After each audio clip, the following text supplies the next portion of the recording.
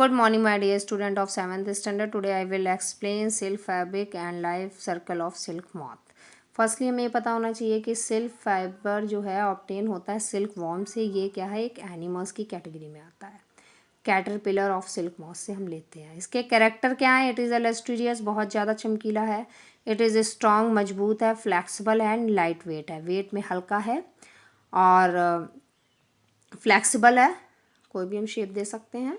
It is a elastic and resistant, creasing है। Elastic का means क्या है? यहाँ पे फर्स्ट सिचुएशन में आ जाएगा, थोड़ा सा आप फैलेगा फिर अपनी फर्स्ट सिचुएशन में आ जाएगा। रेजिस्टेंस क्रीजिंग मतलब रेजिस्टेंट क्रीजिंग का मीनिंग भी सेम यही है। It is a poor conductor of heat, यहाँ से हीट पास नहीं होती है। और रेजिस्टेंट डस्ट मतलब इनके ऊपर धूल मिट्टी ज़्यादा टाइम तक टिकी हुई नहीं रहती। यही रीज़न है कि हम इस फैब्रिक को पसंद करते हैं और यूज़ करते हैं। इसकी 4 स्टेजेस हैं life circle of silk moth. 4 stages आती हैं, egg stage, larva stage, pupa stage and adult stage. Firstly हम देखते हैं egg stage. The female silk moth ले 10 egg on the leaves of a mulberry plants. Mulberry plants की leaf होती है, उसके ऊपर जो इनकी फीमेल होती हैं वो 100 से ज़्यादा एग देती हैं। अब क्या होगा? They hatch in about 7 to 14 days. ये एग जो हैं 7 से 14 डेज तक उसी मलबरी लीव्स के ऊपर कलेक्ट होते हैं। सेकेंड स्टेज है larva stage. Caterpillar shed in skin 4 time during this phase as it grow bigger in size is known as a moulting. कह रहे हैं ये जो स्टेज है कैटरपिलर के ग्लो होने की, सिल्क वॉर्म और कैटरपिलर के बीच की स्टेज है। द कैटरपिलर जो होते हैं feed on mulberry leave and grow into the size 3-4 week. ये मलबरी जो लीफ है उसी के ऊपर रह के अपनी डाइट को लेते हैं 3 से 4 वीक में। The caterpillar shed it skin 4 time during this phase as is growing bigger in size. This process is known as moulting. यानी 4 टाइम इनकी स्किन का जो साइज़ है वो चेंज होता रहता है, इसीलिए हम इसको मॉल्टिंग स्टेज बोलते हैं कि इनकी स्किन जो है या इनकी स्किन चेंज हो रही है बार बार 4 टाइम, तो इसको हम मॉल्टिंग बोलते हैं। नेक्स्ट आता है प्यूपा स्टेज। प्यूपा स्टेज में क्या हो रहा है कि once the caterpillar is mature is stop feeding and begin to turn into the pupa. कह रहे हैं कि अब कैटरपिलर जो थे वो मैच्योर हो गए, अब वो उन्होंने खाना पीना स्टॉप कर दिया and begin into turn into the pupa, pupa में कन्वर्ट हो गया। ठीक, जैसे ही प्यूपा में कन्वर्ट हुए the pupa secrete a thin continuous filament like substance from a salivary gland. इनके अंदर जो स्लैवरी ग्लैंड है प्यूपा के अंदर, इसने क्या किया?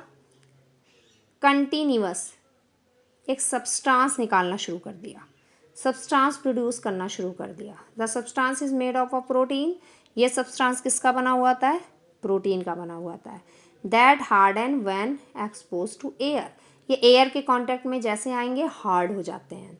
This harden secretion become silk fibre. यही सिल्क फाइबर बनाते हैं। The pupa swing in head from side to side in the form of the figure of 8 and spin around itself a case of silk fiber called a cocoon।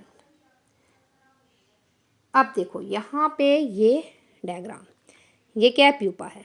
Pupa ने क्या किया? Filament like substance produce किया। इनके अंदर slavery gland थी, filament like substance produce कर दिया। ये सब्सटेंस क्या है? प्रोटीन होते हैं।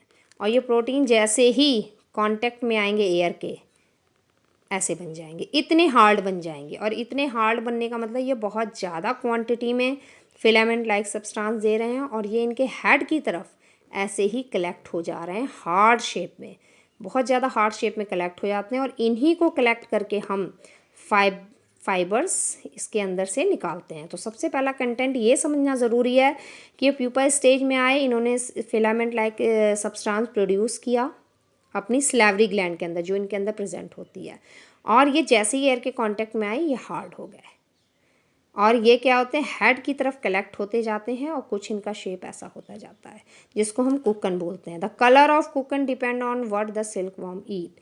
ये डिपेंड करता है कुकन का कलर कि सिल्क वॉर्म क्या खा रहा है। जो वो ईट लेगा उसी कलर का कुकन प्रोड्यूस होता है। अब नेक्स्ट आती है एडल्ट स्टेज। एडल्ट स्टेज क्या है कि the pupa continue to develop inside the cocoon for 15 days and grow into the moth. Continuous 15 days तक ये क्या कर रहा है, कोकन को डेवलप कर रहा है, कोकन को डेवलप कर रहा है into the moth. Finally the fully formed moth pierces open the cocoon and emerge. The life span of the adult is only about 3 to 10 days। जैसे ही हम इसको निकालते हैं, इनकी लाइफ स्केल कितनी रह जाती है, सिर्फ 10 to 15 days की। अब ये देखिए फिगर, ये क्या हुआ, ये मेल फीमेल है, मैटिंग हुई इनके बीच। अब यहाँ पे क्या हुआ, लेयरिंग ऑफ एग, यहाँ हैचिंग हुई, देखिए फीडिंग कर रहे हैं, ये इसको खा रहे हैं, यहाँ पे कैटरपिलर में कन्वर्ट हो गया।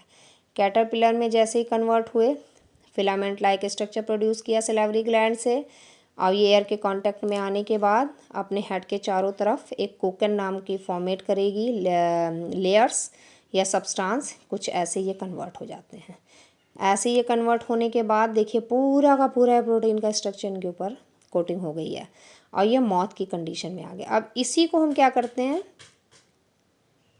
रिड्यूस करवा देते हैं, इसी को डिफरेंट टाइप के प्रोसेस यूज़ करते हैं।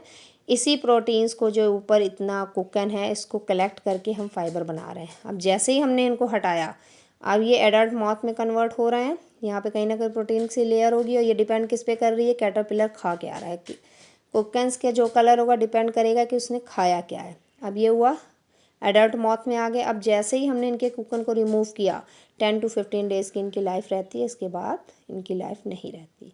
तो आज हमने क्या है कि life skill for silk moth finish किया। एनी प्रॉब्लम हो तो please write comment in comment box and listen very carefully तो you can better understand from this topic. Thank you so much.